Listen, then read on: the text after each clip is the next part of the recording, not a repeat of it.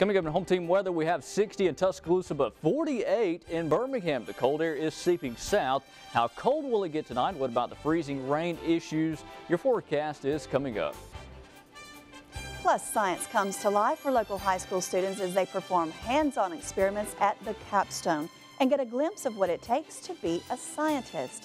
And lawmakers on Capitol Hill announce a new proposal to ban certain assault weapons in an effort to cut down on violence.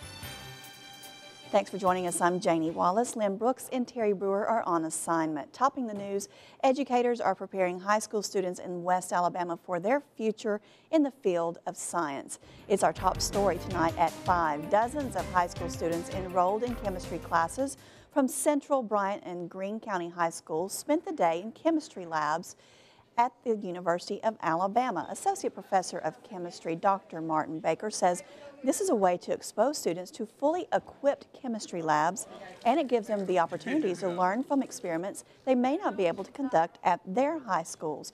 Baker says it's important to get students interested in chemistry while they're young for the United States to remain competitive in the field of science.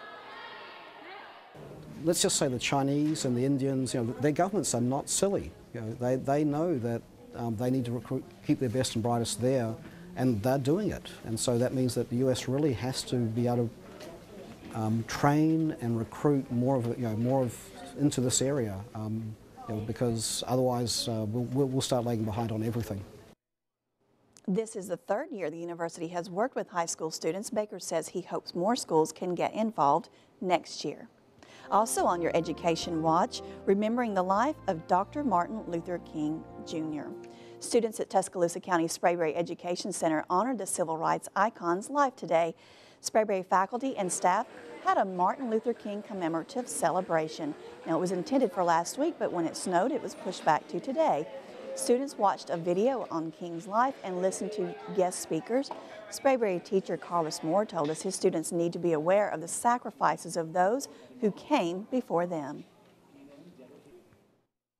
So much was done, 50 years ago that make things possible today, and it's important that we understand the mission as well as the dream of Dr. King. At the end of the ceremony, all the students took turns stamping their thumbprints on a canvas representing unity. In national news, the U.S. has lifted a ban on women serving in combat. Defense Secretary Leon Panetta made the announcement today. Panetta said that doesn't mean every combat position will be available at once. Each branch of the military will have to examine every job and assess how to integrate. University of Alabama's SGA Veterans and Military Affairs Director DeWitt Solomon told us combat is expected when you sign up for the job.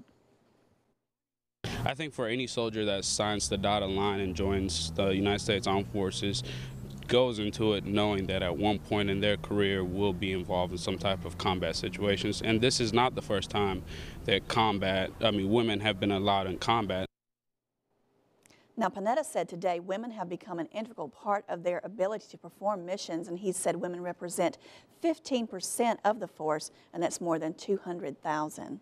In international news, North Korea has announced a new phase of confrontation with the U.S. The country says it's planning to carry out new nuclear testing and further long-range rocket launches. For the first time, the country made clear its long-range rockets are designed not only to launch satellites, but carry warheads aimed at striking the U.S. The White House says this will only increase North Korea's isolation and be a significant violation of the UN Security Council's resolutions. Officials said the U.S. would be taking additional steps, but did not specify what those would be.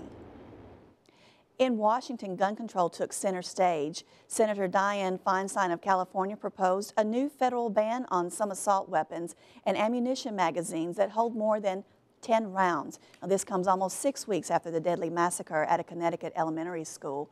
Feinstein authored the 1994 assault weapons ban that Congress declined to renew 10 years later. This new measure is given little chance of winning congressional approval. We have tried to learn from the bill. We have tried to recognize legal hunting rights. We have tried to recognize legal defense rights. We have tried to recognize the right of a citizen to legally possess a weapon. No weapon is taken from anyone. The purpose is to dry up the supply of these weapons over time. It will not affect hunting or sporting firearms.